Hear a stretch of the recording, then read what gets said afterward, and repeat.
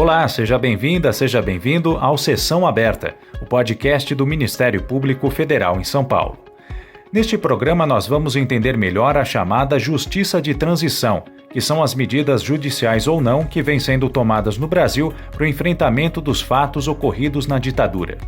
Por que o judiciário ainda apresenta tanta resistência em julgar e punir os agentes da repressão que cometeram crimes durante o regime militar? A lei da anistia deve mesmo ser aplicada a esses casos? Como o Ministério Público vem atuando na busca da justiça sobre os abusos do Estado na ditadura?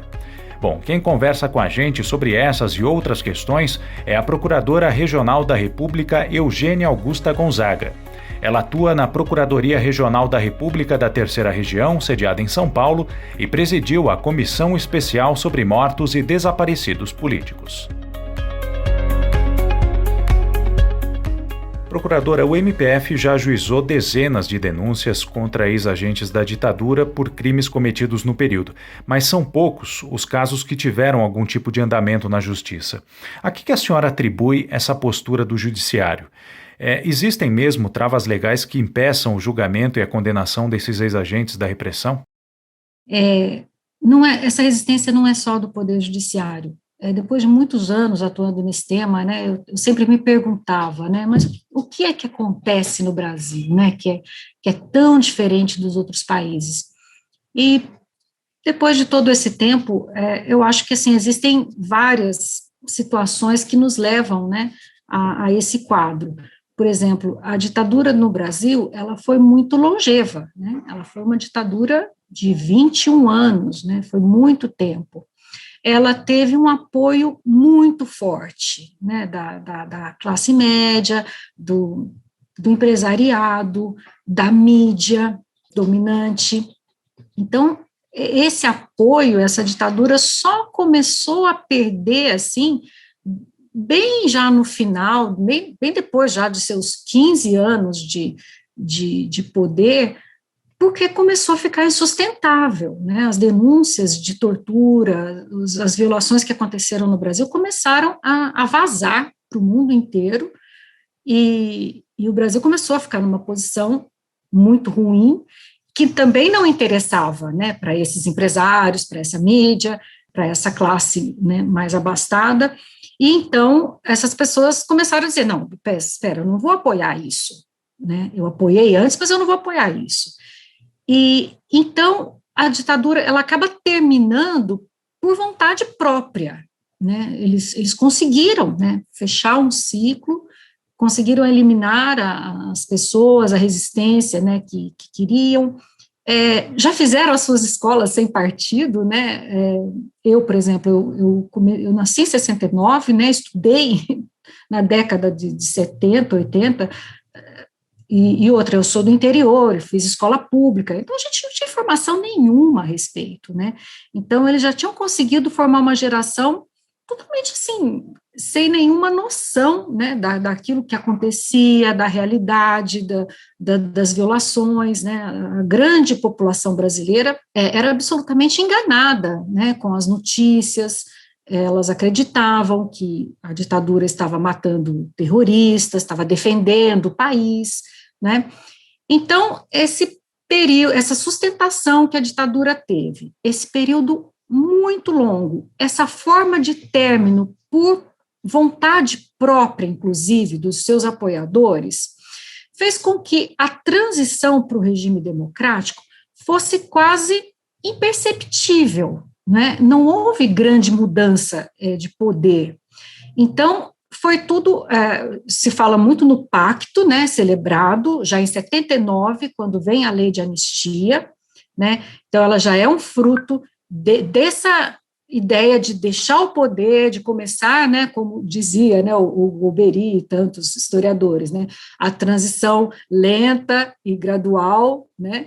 Então eles conseguiram ter controle, a ditadura teve controle de tudo. Então, a lei de anistia foi a lei que eles quiseram, não foi ao contrário do que se diz, não foi uma lei negociada com o outro lado, foi uma lei imposta. O pacto que houve não foi um pacto com o outro lado, foi um pacto entre os apoiadores da ditadura, que eram, né, os titulares do poder, conseguiram ficar nesse poder por 20 anos, e depois eles mantiveram, porque, inclusive, quando acaba a ditadura, é para ter eleições diretas, não se consegue, né? As eleições são indiretas por imposição da própria ditadura. E os dois candidatos nas eleições indiretas eram candidatos também fechados com a ditadura, com o pacto de não se mexer com nada, de não levantar o passado, de não revelar o destino dos corpos.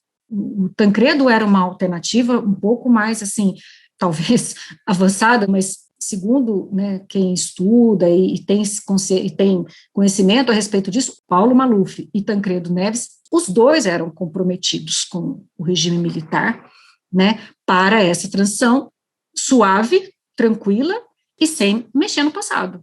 Daí o Tancredo Neves, né, morre e vem o Sarney, que também completamente alinhado com a ditadura. E o judiciário não era diferente, né? O judiciário fez parte também, né, dessa situação toda que sustentou a ditadura e sustentou também essa transição baseada nesse pacto entre eles próprios. O Ministério Público apoiou, o Ministério Público Federal apoiou, né? Não havia divergência, até porque se houvesse, a pessoa era cassada, mandada embora, corria risco, né? E depois de 21 anos, essa divergência, ela praticamente desapareceu, né? Tem aquela história dos macaquinhos, né, que fazem um experimento, coloca uma banana aqui em cima, o macaquinho chega, vai pegar a banana, ele recebe um jato d'água, e aí todo mundo que está embaixo recebe um jato d'água. E aí, depois de anos, ninguém mais sobe na escada, mas ninguém mais sabe por quê. Ninguém mais está recebendo jato de água e ninguém mais sabe por quê, né? Então, eu acho que nesse período, então, você já não tinha pessoas, né, que tivessem, né, essa coragem de questionar. Para as únicas pessoas que ainda, né, queriam a democracia, infelizmente para elas bastava passar para a democracia, bastava ter uma nova Constituição. Então, todos os governos seguintes, né, aí você tem Collor.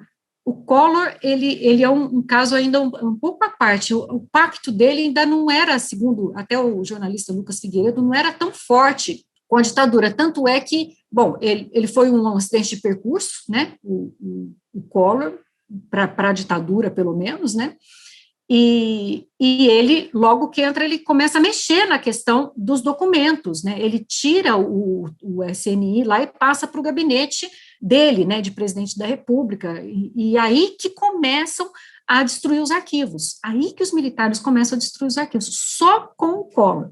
Bom, coincidência ou não, o Collor também caiu. E depois vem Itamar, Fernando Henrique, Lula, Dilma, todos comprometidos com esse pacto. Ninguém tinha que mexer com a questão da punição aos militares.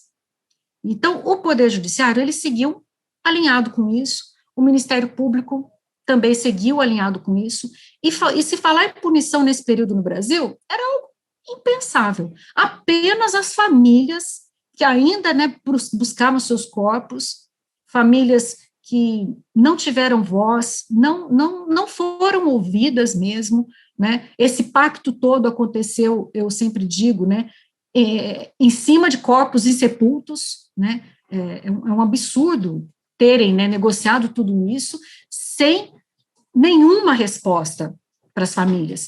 Em 88 já teve uma passeata, quando estavam comemorando a nova Constituição, numa das passeatas, os familiares estavam lá com placas, onde estão nossos desaparecidos? E ninguém respondeu. E aí depois, com o passar do tempo, o que também é comum, né, na justiça de transição, é comum nessas transições muito de regime autoritário para uma democracia muito controlada, demora às vezes décadas para o país amadurecer e conseguir elaborar alguma forma de justiça de transição, não mais baseada no esquecimento, mas baseada na reparação, na memória, na verdade. E foi o que aconteceu com o Brasil, talvez um pouco mais tarde do que nos outros países, aliás, talvez não, realmente muito mais tarde, e eu acredito, né, a essa conivência, né, esse tempo muito cumprido dessa ditadura, e essa conivência do poder dominante com os militares. E aí, quando você chega, por exemplo, a um governo que deveria ser um pouco mais contrário a isso, né, no caso do Lula, no caso da Dilma, eles entendem que também tem que manter a governabilidade, que esse é um tema muito sensível, que não vale a pena mexer com isso. É melhor você investir em outras melhorias, em outros avanços, mas não vale a pena mexer com isso. Então, quando nós começamos a falar em responsabilização, éramos só nós, um grupo muito pequeno no Ministério Público Federal, e, obviamente, os familiares, né, os militantes, essas pessoas que eram uma população muito pequena. Mas, pelo menos, o tema começou, né, a ganhar corpo a partir dos anos 2005.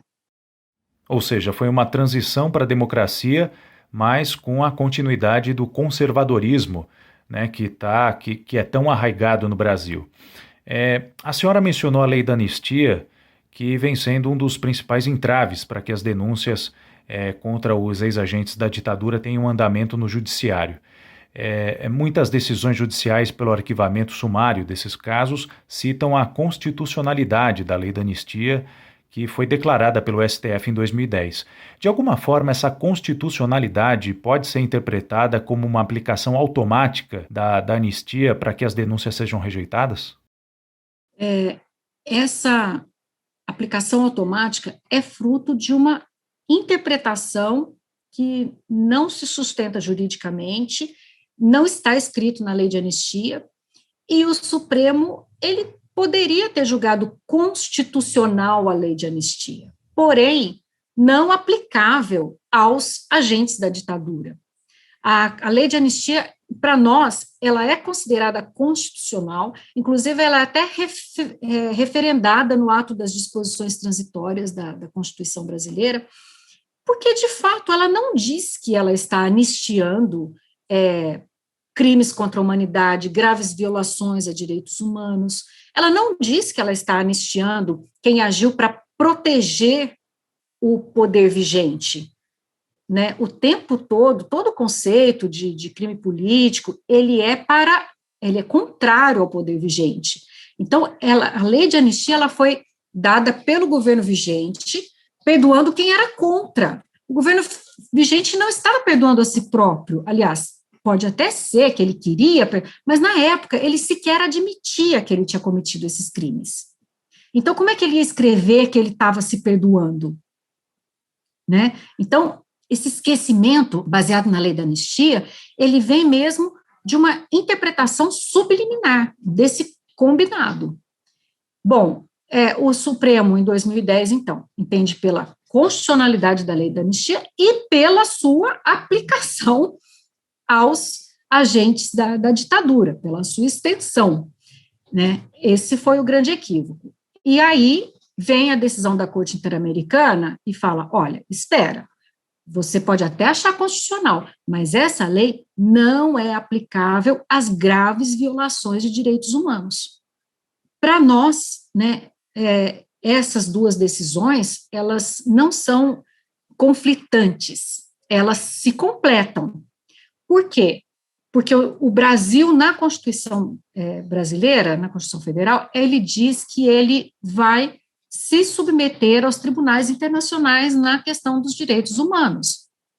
E ele realmente ele se comprometeu, ele se submeteu à Corte Interamericana de Direitos Humanos. Então, o Supremo pode até declarar que a lei de anistia é constitucional, vale para os agentes, mas não para graves violações a direitos humanos. Para graves violações a direitos humanos, é preciso se aplicar a decisão da Corte, porque no Brasil, quem é, vamos dizer, a autoridade competente para dar essa última palavra em graves violações a direitos humanos é a Corte Interamericana. Para nós, essa decisão da Corte poderia ter sido aplicada imediatamente. Os juízes não precisariam estar seguindo a decisão anterior do Supremo, porque a decisão da Corte é autoaplicável. E alguns juízes já decidiram assim. Nós tivemos agora o caso da Inês Etienne, né, que foi reformada a decisão e que finalmente se entende que não se aplica ali ao caso a lei de anistia e nem prescrição. Porém, como você mesmo disse, né, essa não foi a interpretação que foi vigente, ninguém teve coragem, né, de romper com essa ideia de que a lei de anistia perdoou tudo, e se entendeu que o Supremo teria ainda que dar, que dizer, né, o que ele iria decidir a partir da decisão da Corte Interamericana. E aí foi outro grande problema, porque veio a decisão da Corte, algumas entidades, partidos, entraram com embargo de declaração na DPF 153, e outros entraram com outras ações. Tem outras ações, né, que agora estão apensadas com a DPF 153. E tudo foi para a gaveta do relator, que ficou sendo o ministro Fux. Isso em 2011. Ainda hoje eu abri o meu Facebook e tinha lá um aniversário de 6 anos, suas lembranças há 6 anos atrás. O que era essa lembrança? Uma foto minha do Paulo Abrão, 2 presidentes da Comissão sobre Mortes na época, que era eu, e ele presidente da Comissão de Anistia, com o ministro Lewandowski, que era o então presidente do Supremo Tribunal Federal, uma matéria do Globo, né, dizendo que nós, presidentes dessas comissões, fomos até o presidente pedir, né, o apoio dele para conseguir que fosse colocado em pauta o julgamento da questão da lei da anistia. Na época, o próprio ministro Lewandowski disse que não cabia a ele, como presidente do Supremo, que essa iniciativa teria que caber ao relator, até onde ele tivesse alguma influência, ele poderia sim, né, apoiar a colocação em pauta, mas que isso dependia do relator. Então, algumas semanas depois do encontro com o ministro Lewandowski, nós fomos até o ministro Fux e falamos a respeito, e na época estava, né, aquela turbulência toda, né, 2015, com a questão do impeachment da presidenta Dilma, e ele disse, olha, o momento político agora é muito delicado, a gente não consegue colocar isso em pauta, mas assim que for possível, né, a médio prazo, pelo menos, a gente vai ter que colocar. E isso até hoje. Até hoje. Tanto é que os movimentos coletivos, né, que defendem a não aplicação da lei da anistia, a recuperação dos corpos dos desaparecidos, que são contra a tortura, lançaram agora, no 31 de março, uma campanha chamada hashtag Reinterpreta Já STF, que é justamente tentando, né, fazer com que chegue ao Supremo esse pleito para que ele reinterprete essa lei de anistia. Para eles, né, eu como procuradora e cidadã, entendemos que essa impunidade, ela está no cerne de toda a violência do Estado, que ainda permanece até hoje, como a gente infelizmente acaba de ver, né, em Jacarezinho.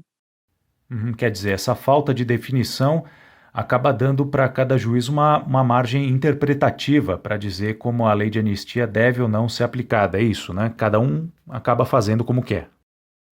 Cada juiz está fazendo como quer, porque, na verdade, eles não estão impedidos de dar sequência às ações. Porém, por conta desse costume, desse pacto, dessa vedação, vamos dizer,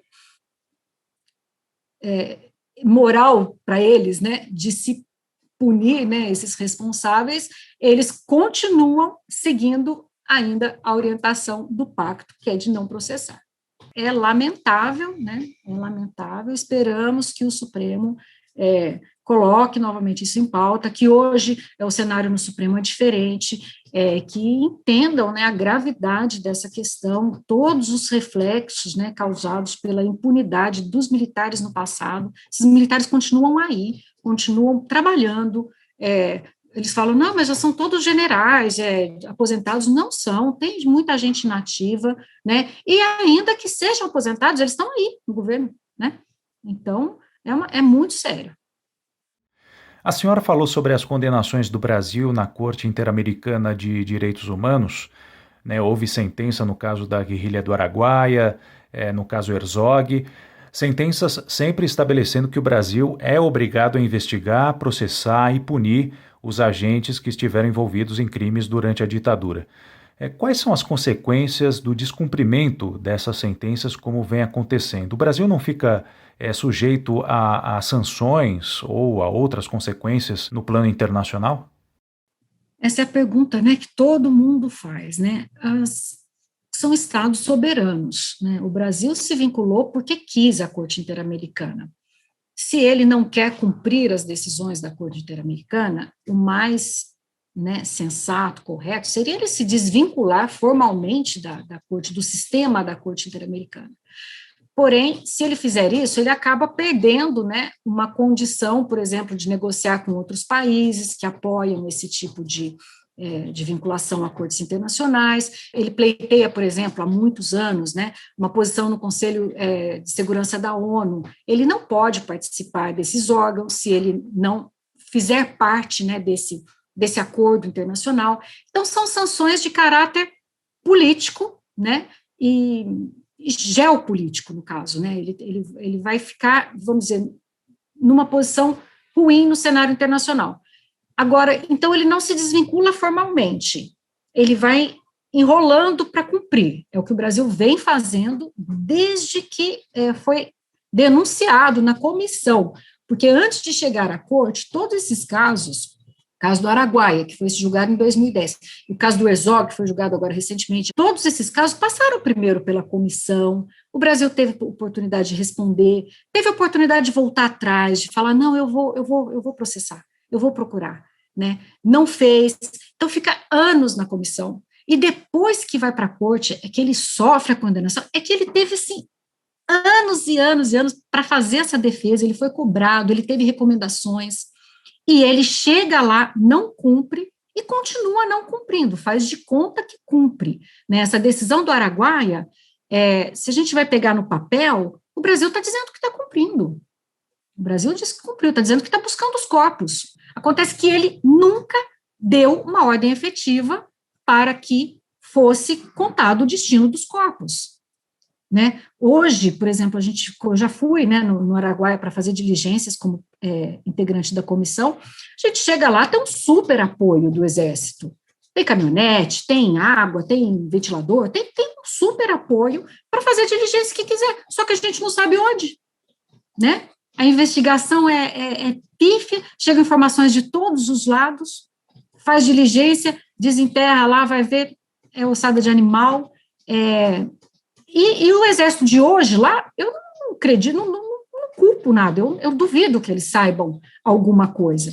Agora, com certeza, o governo, como comandante-em-chefe das Forças Armadas, ele teria esse poder, sim, de determinar aos militares, aos agentes da época, que revelassem, que reconstituíssem esses autos. Eles falam que essas operações tiveram todas a documentação destruída. Bom, uma que eu não acredito nisso, porque as Forças Armadas são muito criteriosas, elas dificilmente iriam desaparecer com documentos tão importantes. Essa operação no Araguaia é considerada a operação mais importante de guerra do Exército Brasileiro. É o Exército de Selva, né, que foi montado, eles fazem encontros anuais, eles são exaltados, né, ainda hoje pelo Exército, porque foi uma diligência muito difícil de se fazer, eles tiveram, acho que, mais de 3, 4 operações, né, para conseguir desmantelar essa guerrilha, e quando eles finalmente foram vitoriosos, né, não em desmantelar a guerrilha, mas em matar, né, eles foram lá para executar. Então, o Exército não destruiria essa documentação. Eu acredito que se tivesse um governo federal mais forte, né, desde sempre, a gente teria essa resposta. Então, no papel, existe assim, um conjunto de provas de que o Brasil está cumprindo a decisão da Corte Interamericana. E ele gastou muito dinheiro já, por exemplo, com essa decisão de 2010 da Corte Interamericana. Ele já gastou talvez mais de 10 milhões com essas diligências feitas com esses aparatos do Exército. Primeiro, o governo federal colocou só nas mãos do Exército fazer essas diligências. O presidente Lula, junto com o ministro Nelson Jobim, constituiu um grupo apenas de militares para fazer essas buscas.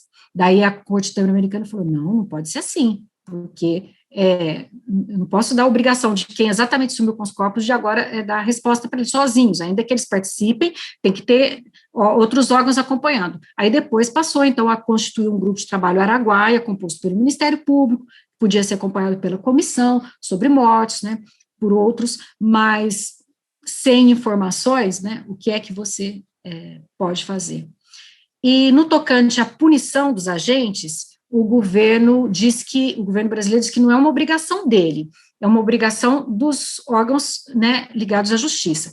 Então, em 2010, o que aconteceu? Com a decisão da Corte, o Ministério Público Federal, que antes não concordava com a tese criminal de responsabilização dos agentes, né, até o ano 2010, nós conseguimos entrar apenas com ações cíveis contra os agentes da ditadura, e mesmo assim éramos muito poucos procuradores, talvez eu, doutor Marlon, mais 2 ou 3 colegas, entrando com ações cíveis.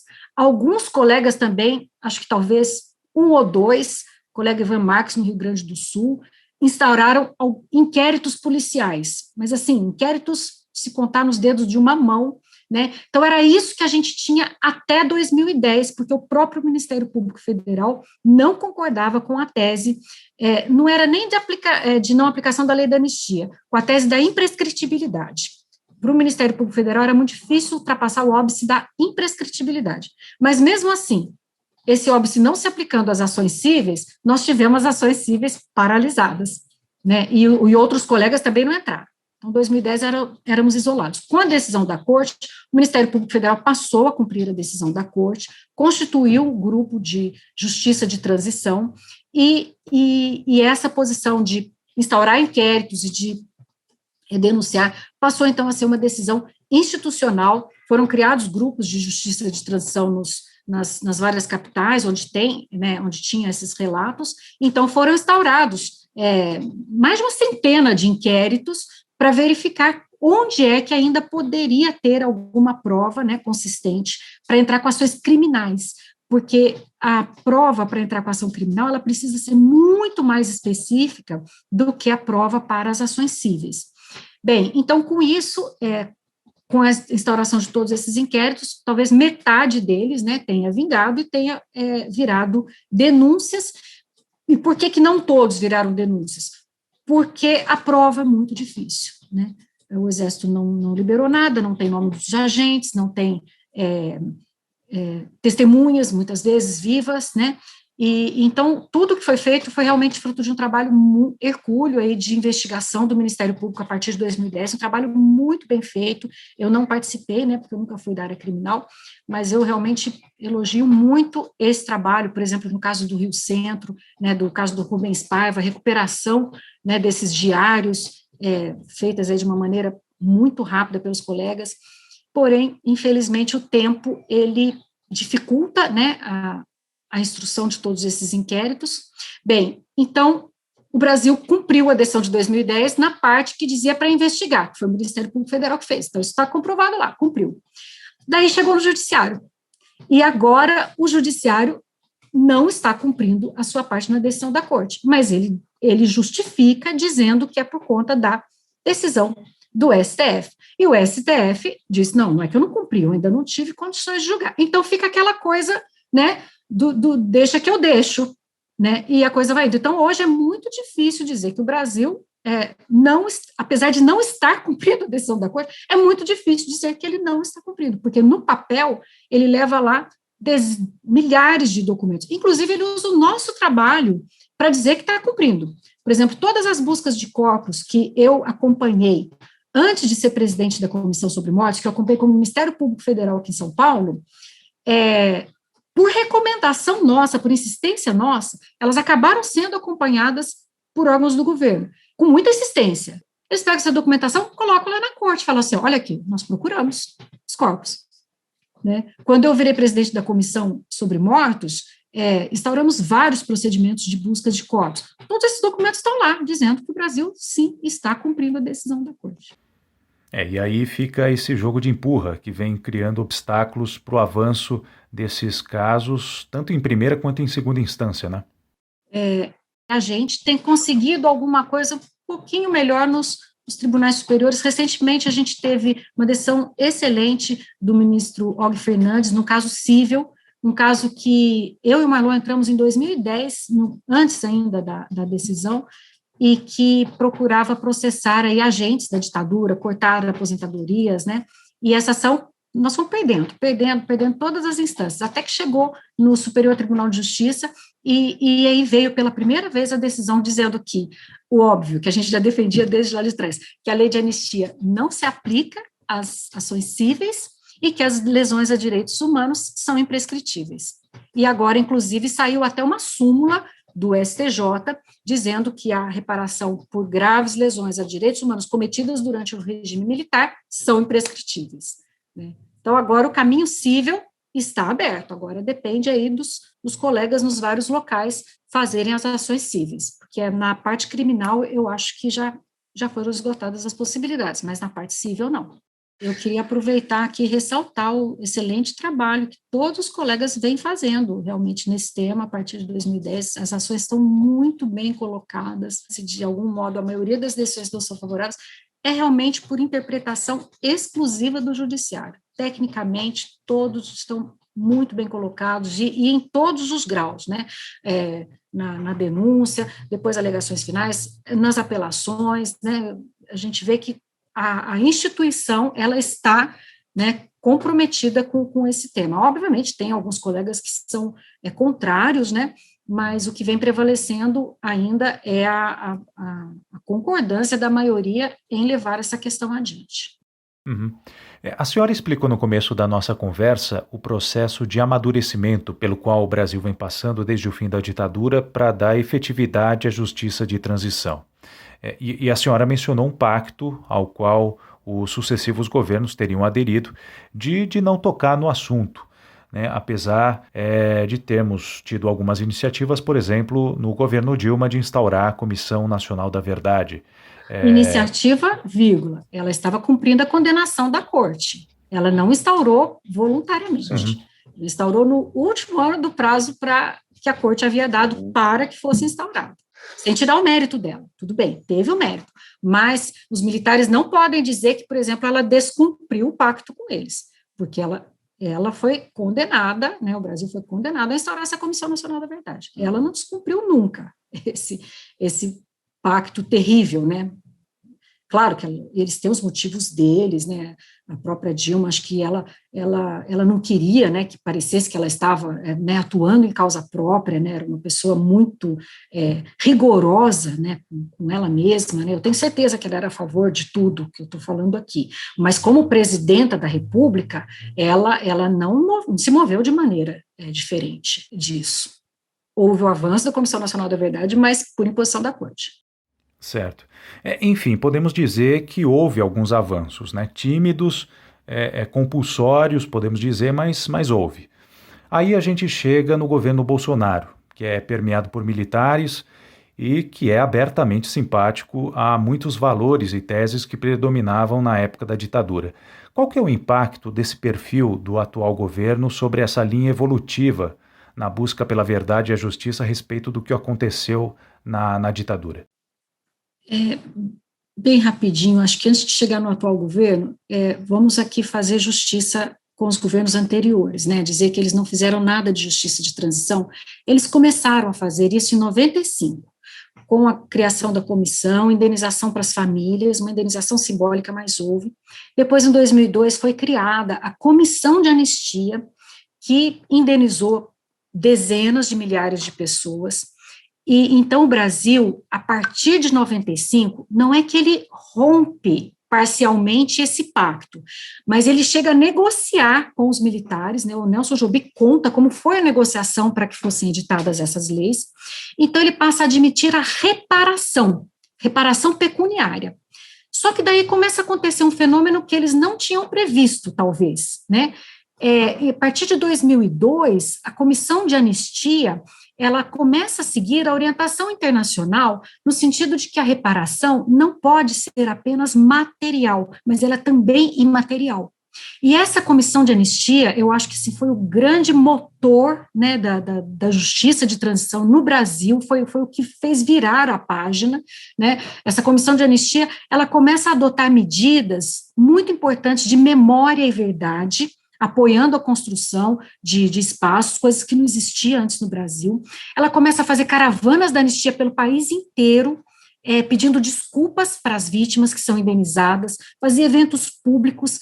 E junto, então, com e isso estava muito forte no campo internacional, então a Comissão de Anistia trouxe muito isso para o Brasil. E então ela começou, né, a trabalhar com reparação, o Brasil fez a parte da reparação pecuniária muito bem, ela começou a fazer a reparação imaterial, que também é importantíssima, né, apoiar as iniciativas de livros, de cultura, de tudo, e também a construção de espaços de memórias, isso fez a coisa, né, brotar. E aí, quando chega em 2005, tem uma decisão da corte, no caso Almonacid e Arelianos, que é de responsabilização. E aí nós aqui no Brasil, essa decisão chega com a gente aqui no Brasil, a gente já estava começando a trabalhar com esse tema, e a gente fala, pô, tem que fazer responsabilização aqui também. Então, em 2002, você começa com esse movimento, a partir de 2005, a gente começa a falar em responsabilização de novo. E isso ganha um corpo grande, por quê? Vamos, então, falar essa parte boa aí do governo, por exemplo, do governo Lula. Apesar dele não ter ele movido um dedo para fazer a responsabilização, ele também ficou no canto dele, né? Então, as pessoas, nós tivemos toda a liberdade, o Ministério Público Federal mesmo, ninguém, nunca, jamais, apesar de o procurador-geral na época ser contra, ninguém fez qualquer pressão para que nós não trabalhássemos, né? Então, a discussão ganhou corpo, e chegou, né, até o Palácio do Planalto. Na época, o presidente Lula acaba optando por não se aliar ao Ministério Público Federal nas ações, porque ele poderia ter ficado na posição de autor, né, ele continua ficando aí na posição de réu, mas essas coisas começam a ter muito mais apoio, né? Então, isso começa a ficar cada vez mais forte, tão forte ao ponto que a gente chega com a Comissão Nacional da Verdade.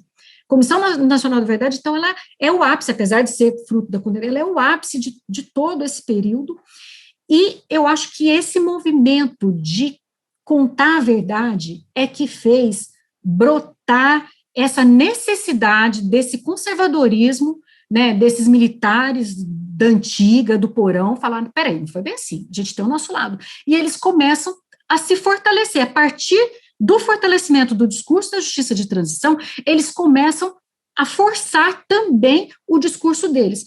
E, infelizmente, é um discurso que cola, né? Eu não entendo ainda, né? Como é que a população pode dar tanto apoio, né, para esse pensamento, como você chamou, né, de conservador, né?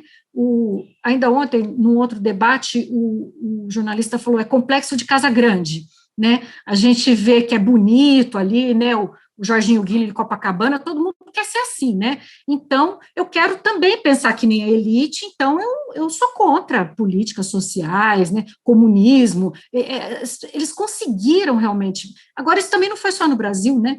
O século XX inteiro foi plantando esse ódio, né, em relação a qualquer coisa que nem fosse comunismo, né? Qualquer coisa que fosse tido como mais de vanguarda, mais de justiça social, né, não vamos nem falar em ideologia nem nada. Então, eu acredito que a gente chegou nessa posição de hoje como uma resposta, né, a todo o progresso que estava havendo, né, com o apoio da população, e o dano que esse governo está gerando, né, com essa postura de apoio ao genocídio, de apoio à morte, apoio à milícia, né, não preciso nem aqui ficar enumerando a coisa do passar o gado, né, de passar boiada, né, de aprovarem leis, é um dano que eu não sei quanto tempo o Brasil ainda vai demorar para assimilar, para reparar, e coisas que vão ser irreparáveis, né, essas 400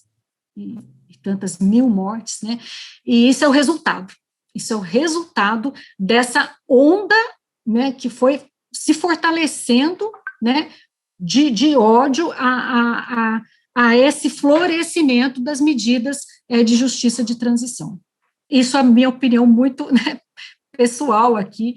Claro que tem, acho que muitos outros fatores, não sou socióloga, né, para analisar isso, mas eu tenho esse sentimento. O Bolsonaro, assim, ele é fruto, né, da resistência dele às medidas de justiça de transição. Qualquer coisa que se fazia, ele vinha discursando contra. Agora, o duro é que o Brasil não prezou a democracia o suficiente para rebater essas questões quando elas começaram a surgir lá atrás.